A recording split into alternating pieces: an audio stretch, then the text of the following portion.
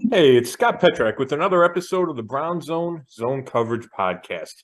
The Browns will have their resilience tested again this week. They let another one get away in Atlanta and return home to face the ultra-talented Los Angeles Chargers. Here to discuss it all with me is Dave Chudowsky of the WKYC Morning News. What's up, Chud? Scott, how are you? I am in Browns and Guardians mode. I mean, hey, got to get off to the youngest team in baseball for winning the division, and playoff start tomorrow. I'll be live on Go tomorrow morning, so I'm pretty excited about that. You got three possible games, best 2 out of 3, so which is new. It's a different format. Yeah. So if they win the first 2, they move on, and then they'll play the Yankees. So that could be a wild Sunday, Scott, in Cleveland. If the Browns, well, we know the Browns play at 1. If the first 2 games are split, then you could have Guardians at 4:07 after the Browns. So could be a real wild weekend in Cleveland. Yeah, there's no doubt. And the Guardians are exciting. It's a great story. Tito does just an unreal job. They're fun to watch. That's exciting. You know, the noon games, it's good from a newspaper deadline perspective, but I don't know if it's good for a fan, a fan viewing perspective, especially if you're working Friday. I know I'll be at Browns for at least the start of it. But yeah, it's exciting to have October baseball back. Yeah, with my schedule, it actually works out because, I work such a funky schedule. So I'll be able to, watch the game tomorrow, and then I'm going to actually go on Saturday. So I'm pretty excited about that. And, I see a lot of times on Twitter, people, hey, will the fans show? Listen, it's Cleveland. Fans always show up in the postseason. The 12 o'clock Friday start will be a little funky to get, everyone there. But in general, this is an event town. St. Paddy's Day parade, all that good stuff, tailgating. People are going to be rocking for the Guardians. And, I know there's a lot of fans upset with the name change and all that, but it's still going to be exciting. And, obviously a fun weekend. So like you said, what Francona's done, no one could have predicted this, but I did say before the season started, and believe me, did I think they'd win the division? No, but you can never count this guy out. It's incredible. Right. It's amazing what leadership and a front office can do.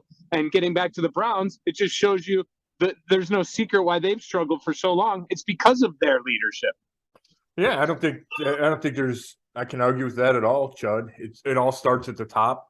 We don't have time to have a Dolan ownership discussion, but certainly when you have when you have Jimmy Haslam and the instability under him since he's been owner, in the changing in the front office and the changing of the GMs and all of it, the coaching staffs, all of it creates instability, and it's hurt the Browns. And meanwhile, the Guardians have had incredible stability. And when you have, arguably the best manager in baseball, and that's the anchor of your stability, then you got a chance to compete every year.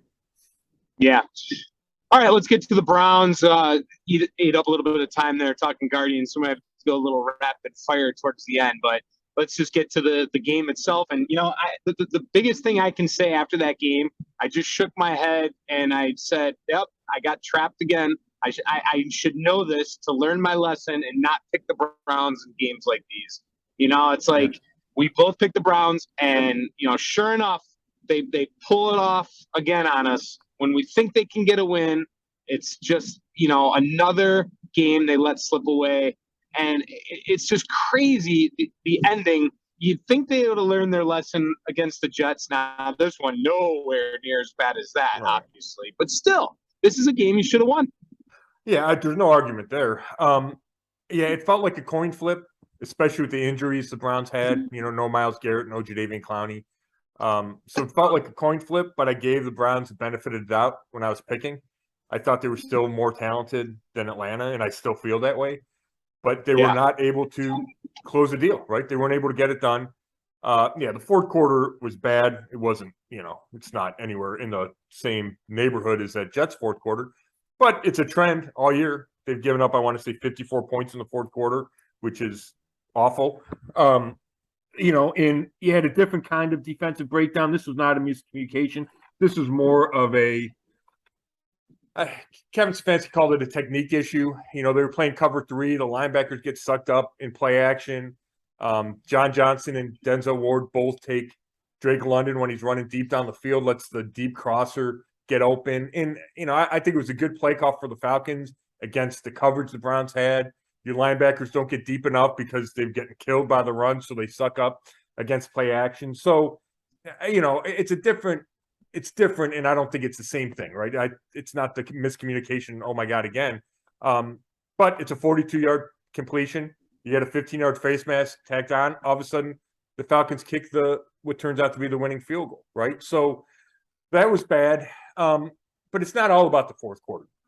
I mean, we can talk about the Browns' last drive. They get, the timing on a screen is all messed up, and it was all day long. Joe Batoni gets a 5-yard penalty for being, an eligible man downfield. Then he gets beat for a sack on the next play for 8 yards, which doesn't happen to Batonio. There's a story up on Brown Zone right now. I talked to him and Wyatt Teller just about being two of the best players, yet having big mistakes that were costly. Teller had a big holding penalty on second and goal from the 1, and it probably takes away a touchdown, turns that into a field goal. Or one of the, ingredients that took a touchdown to a field goal.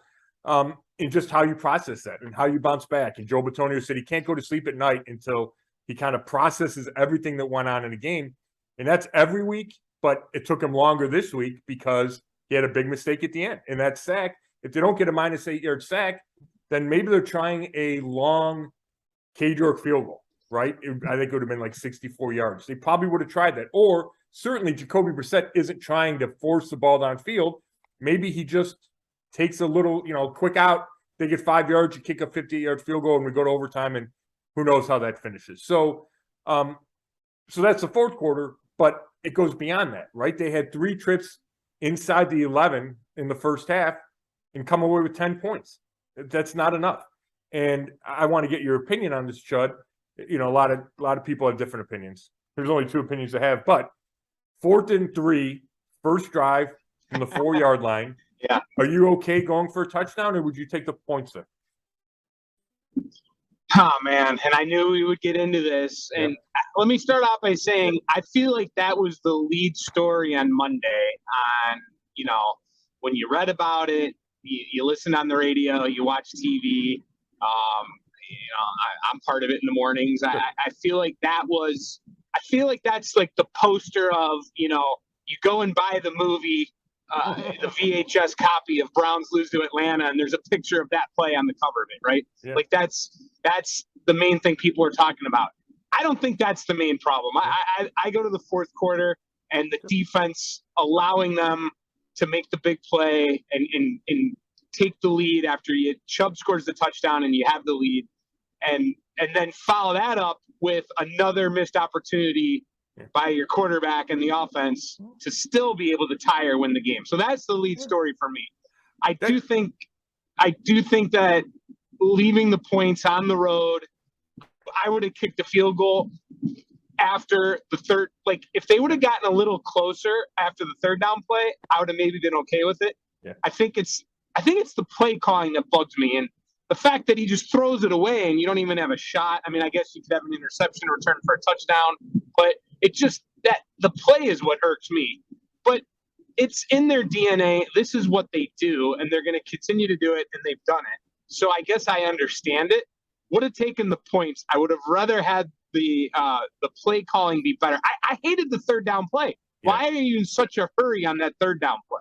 Yeah, I think those are all really good points. I do, Chud. And really quick, I want to correct myself. The Browns have allowed 50 points in the fourth quarter compared to 45 in the other 3 quarters. In fact, That's amazing. They haven't let any points up in the third quarter and then 50 in the fourth quarter. Amazing. But yeah, your points are all legitimate.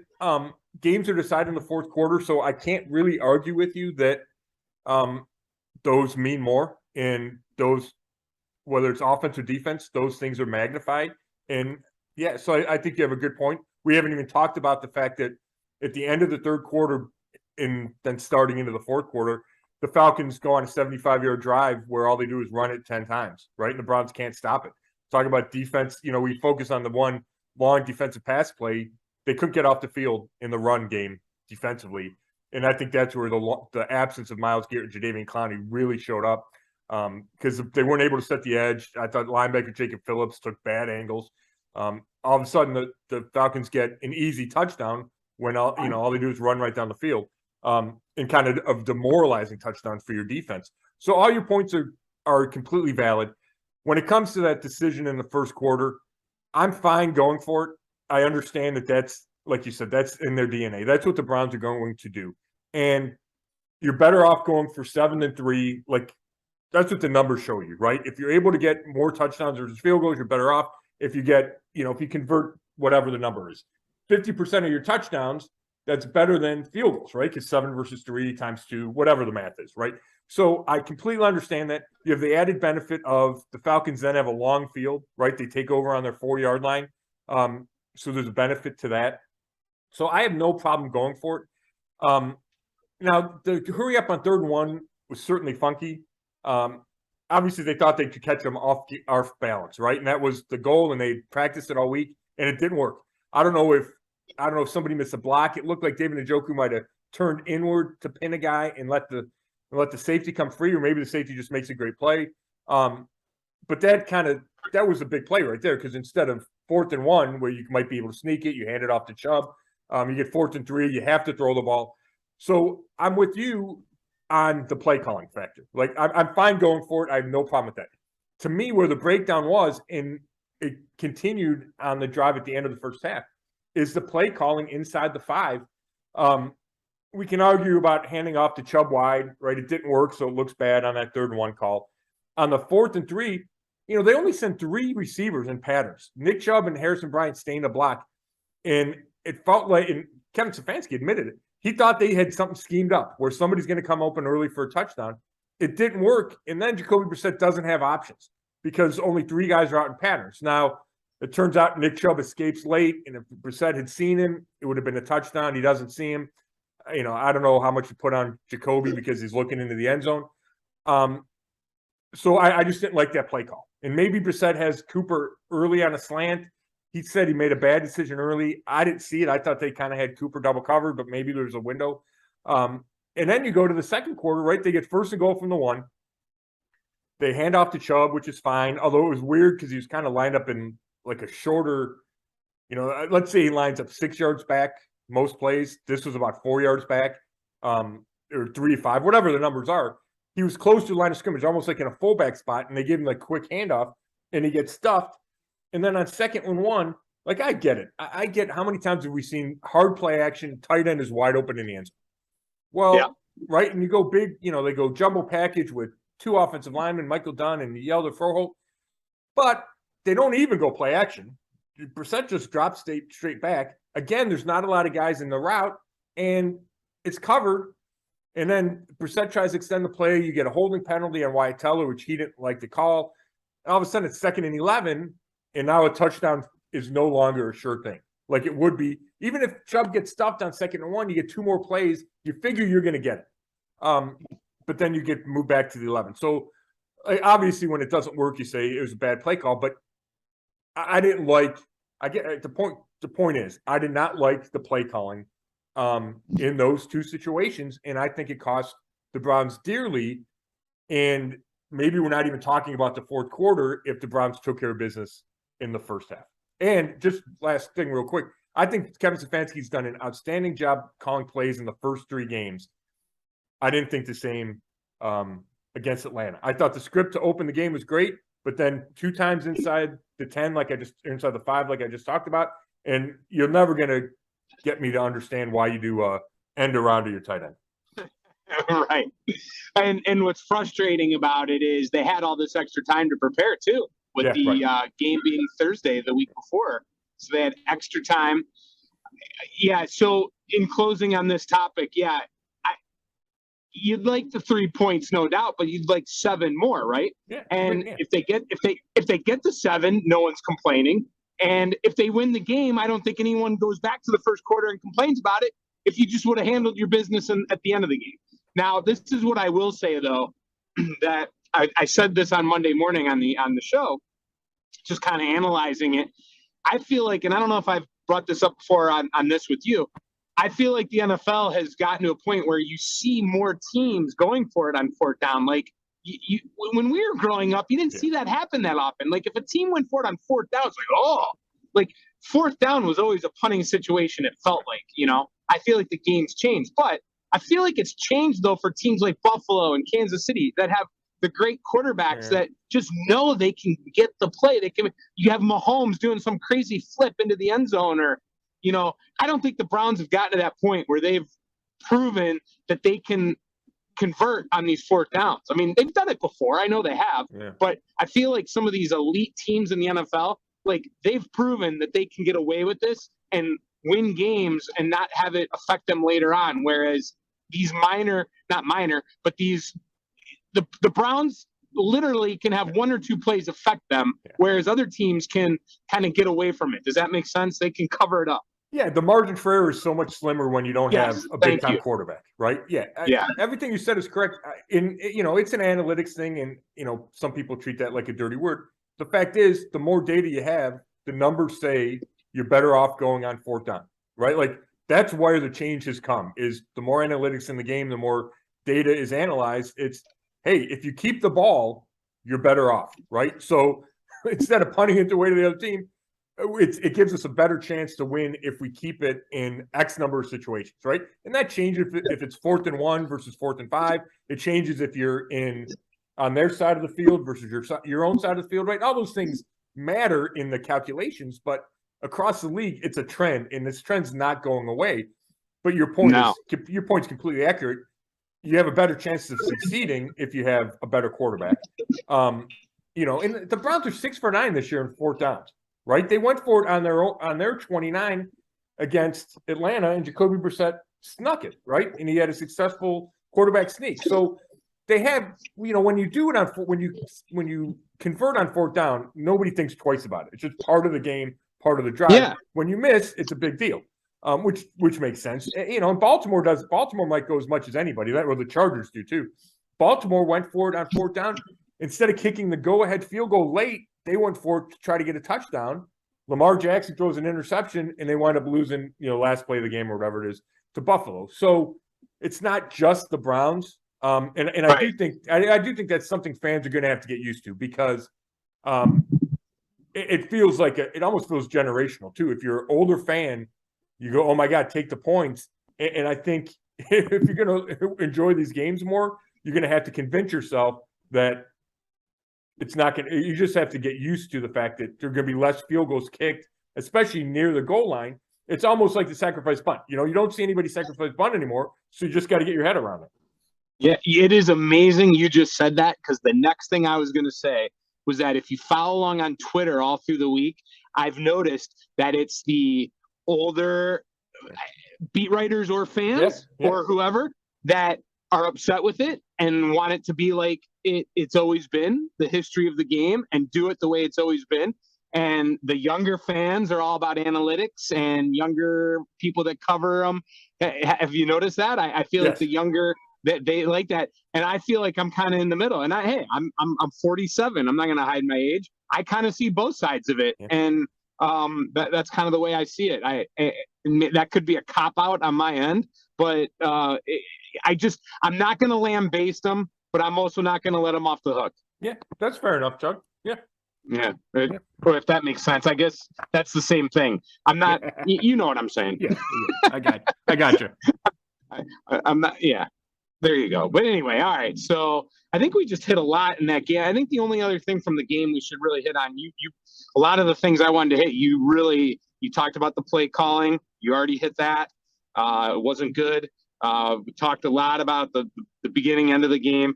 Just isolate before we move on Jacoby Brissett, because now, and by the way, what's going on with Baker Mayfield is pretty comical, and we don't have to get into all that. But I mean, that guy, he's never going to change, and we don't have to. But it's funny watching him with the media now down there. But as I digress and get off the subject, back to Jacoby. Thoughts on that? Because now this is, I know he did get the win in Carolina, but this is a couple opportunities now he's had where he hasn't come through. Yeah, I thought he played great against the Jets and the Steelers, and I did not really blame him for that last interception against the Jets. There's 12 seconds left, right? He had back against the wall. You need a big completion. And I thought the defense made a great play. I thought he had, I think it was Amari Cooper. He looked open. The guy made a great play. They dropped 10 in coverage. I didn't blame him for that. Against Atlanta, he did not play as well. He missed some throws. I thought the timing of the screen game was completely messed up, which I mentioned a little earlier. But it's sometimes you just – and I think it was the Mannings on the Manningcast Monday night. Sometimes you just got to figure out a way to complete that screen. And I mentioned the second and goal from the 11. He had a chance to get the ball to Kareem Hunt, and it's probably a touchdown. And there's a defender in his face, and he couldn't execute it. He wound up trying to get it to Hunt and throws it in the ground. And late in the game, that Joe Bitonio, an eligible man downfield, the timing was a little messed up, and he didn't get the ball to Hunt in time. And, I'm not saying it's all on Jacoby Brissett, but I thought he had chances to make plays. At the beginning of the third quarter, he had Don Peoples-Jones on a deep corner route and throws it out of bounds, and he was open, and Peoples-Jones winds up making a diving catch out of bounds. There were plays there to be made, and Brissett didn't make enough of them. And then on that last interception, I get it. It's 3rd and 23. You feel like you need to make a big play. But the reality is all you had to do was get, I don't know what they were on. I think they were on the Atlanta 43. So you need about 17 yards to get to the 58-yard K-York field goal. And Dearness Johnson comes out of the backfield, and he's wide open. And if Jacoby Brissett dumps it off to him, I think they're kicking a field goal there to try to tie the game. So, yeah, I blame that decision on Jacoby Brissett. So, I didn't think he played great. Now, if they do other things and the play calling's better and the defense doesn't have a tough fourth quarter, maybe we're not talking about it. But the reality is I didn't think he played as well as he has. And it was in that last interception, I understand the thought process is I need a big chunk. That wasn't the right idea there when you could have settled for the attempted field goal to force overtime. Yeah, 21 of 35 for 234 yards. Jimmy Donovan says all the time right now, they just don't know how to win. Do you agree with that? I think there's something to be said for that. And I do think that our perception is colored by how bad the Browns have been for the last 20 plus years. We forget, and I get it. And maybe the 2020 season was just an outlier, right? But they won. Did they win 11 games that year? They won 8 games last year, 8-9 last year. Like, they're not bad. Like, they're a middle of the pack team, but our expectations have risen, and I think rightfully so, because there's more talent on this roster now. So yeah, it's like you say all the time, Chud. They just have to prove now that they can win consistently. And I don't know if they have doubts when they get to the fourth quarter. I know fans still have doubts when the team gets to the fourth quarter. But yeah, I think that's a fair enough statement. And we're going to get a stretch of games here where they're going to have to show that they can win because the schedule gets a lot tougher. We've talked about it a million times, and it starts Sunday against the Chargers. All right, let's get to this week. How are we looking injury-wise? Better. Myles Garrett was on the field Wednesday for practice. We're recording this Thursday morning. He looked great. He was only doing stretching and individual drills, but I have no doubt that he's going to play, which is a huge boost. He's going against a rookie six-round pick at left tackle. So maybe that's how you shut down or contain Justin Herbert is you're in his face all day long. So that's good. Jadeveon Clowney hasn't practiced yet. We'll see if he practices Thursday or Friday. I feel like the Browns keep saying he's close, and Stefanski hopes he practices. I think they really expect's too strong. I feel like they think I don't want to misphrase this. There's a chance he plays this week. It would be huge if he did. And I think at least just from the sound of Kevin Stefanski, that it's real close for him to play. And that would be a huge upgrade. You get your 2 defensive ends back against this offense, it would make a big difference. And outside of that, they're pretty healthy. That's good news. When you go against the team, we talked about this last week. You never know. Maybe they got pounded by Jacksonville, but then they come back and they look really good against the Texans. The Raiders lost to the Chiefs and Texans. What do you think you do to stop the Chargers team? Because they're favored on the road by 2.5. I've seen 3. I just saw 2.5 this morning. This is not going to be an easy one.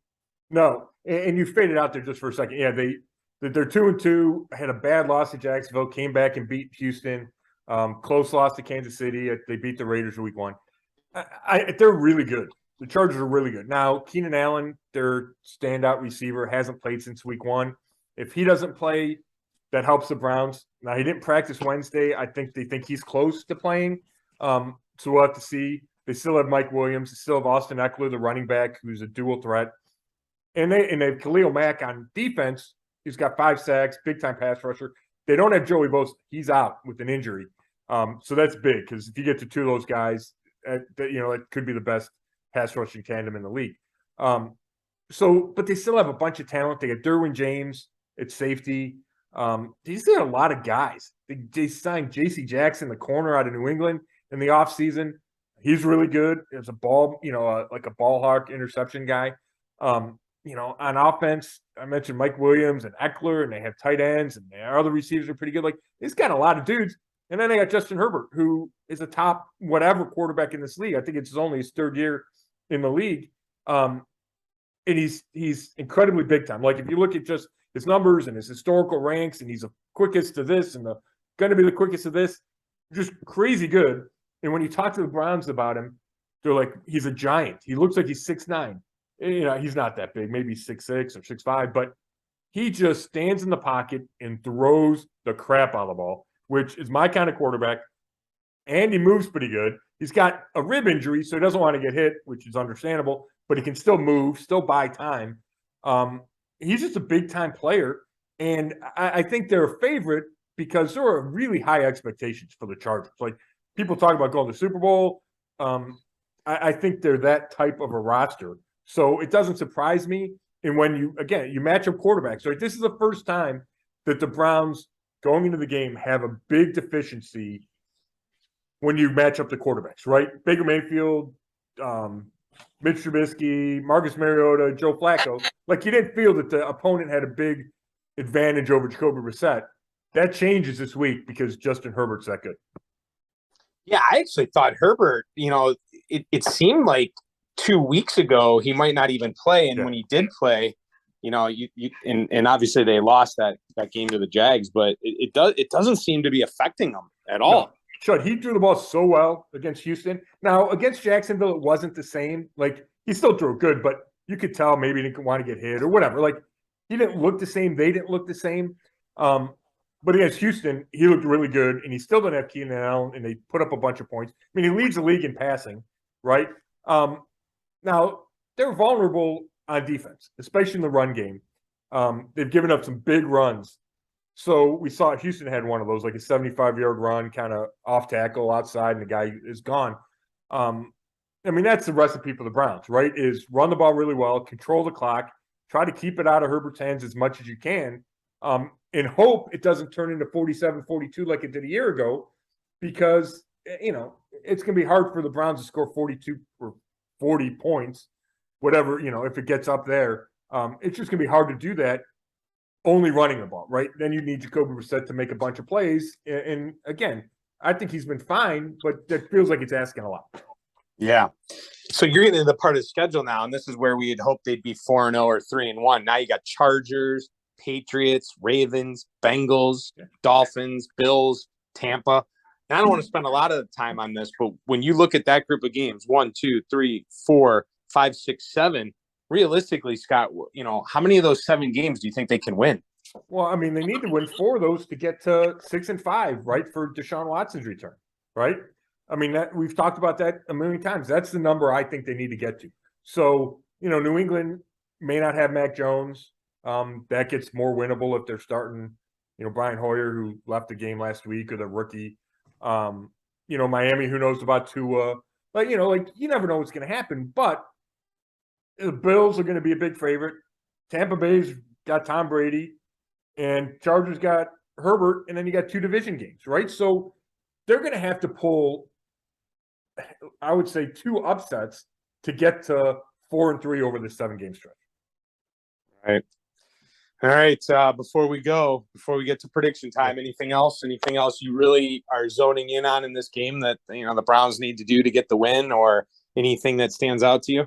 Yeah, not a couple of things real quick. I think they got to figure out a way to stop Khalil Mack. And the offensive line's been pretty good, right? Jacoby Brissett has not been sacked a lot. Mack's playing really well, but without Joey Bosa on the other side, it gives the Browns a chance to focus on Khalil Mack, which is important. You can't let him wreck the game. And then just a real quick, I saw some stat where the Chargers are really good on short yardage defense, right? Which is weird because haven't been a good run defense. But that'll be interesting because the Browns have been so good at the quarterback sneaks and you hand it to Chubb or Hunt. I would expect the Browns to have success, but it's something to keep an eye on because the Chargers have been really good in that area. All right, prediction time. Yeah, I'll go first, Chud. Is it my turn? You'll go first? I don't know. Is it my turn?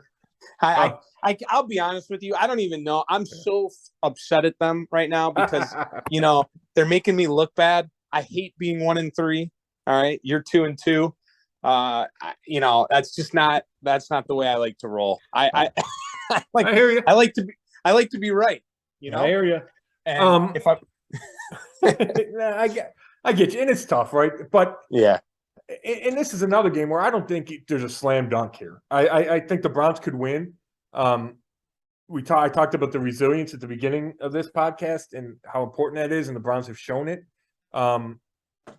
Having said that, I'm just going with Justin Herbert. Like I think the Chargers are really good. I think it's going to be a tough game for the Browns. And push comes to shove, I'm taking the Chargers 27-24. I think that's a little lower scoring than some people would predict, and I don't know why I went there, except I think Kevin Stefanski probably wants to play that type of game, so he's going to try to keep it lower, which is control the clock, play a lot of zone defense so that the Chargers have to be methodical and don't, beat you for a 50-yard pass, which we know the Browns have been susceptible to. But if you sit in a soft cover two, make them run the ball, make them throw it underneath. I think Stefanski will try to manage this game so it stays in the 20s, which gives the Browns a chance. But in the end, I'll take the Chargers. Yeah, incredible. Is this like the third week in a row? Oh, my God. You're going to do it again? It's unbelievable. I had it written down. I mean, it's not the exact same score, but we both have the Chargers with 27. That's okay. Pretty funny. Gosh, it's crazy. Yeah, I'm not going to go on and on and on this week. I have in the past. I just – it's time now that they got to prove to me that they can win these games. And, that I'm going Chargers 27, Browns 20. Okay. If you can't put up more points against the Falcons, I don't think you're going to do it against the Chargers. And we remember last week we expected like 31-29, 31-30. It's time to show me again. So I'm going to go Chargers to win, same as you. And again, yeah. We're not going to be stunned if the Browns win, but I don't think it's going to happen. I hear you, and I kind of felt that way. You say that all the time. They got to prove it to me, and this feels like that kind of week to me. Like you would need a little bit of faith to pick the Browns. So this is like, okay, prove it, and if they do, then you get to 3-2. All of a sudden, it's easier to figure out that road to 6-5, right? And you have confidence, and you're playing at home again the next week. Before you head on the road to, the big game in Baltimore. So I'm not saying the Browns can't win this. And, the Chargers are a flawed team and they're missing Bosa for sure, maybe Allen. And that's big. But they're really explosive. So, again, you're right. I would not be stunned if the Browns won. But it's tough watching, the mistakes they made at Atlanta to say, yeah, they're going to come back and get them fixed. So that's where we're going with the Chargers. And we hope we're wrong. There you go. But we'll see. But anyway, going back to the beginning of the show here, big weekend. Look forward to it. Yeah, Chud, I know you've been big in the Guardians, so I appreciate you fitting this in. And yeah, have fun down there. I think it should be a really fun weekend for the town. So thank you. Thanks everybody for listening. This has been another episode of the Zone Coverage Podcast, and you can read all my work at brownzone.com. Thanks.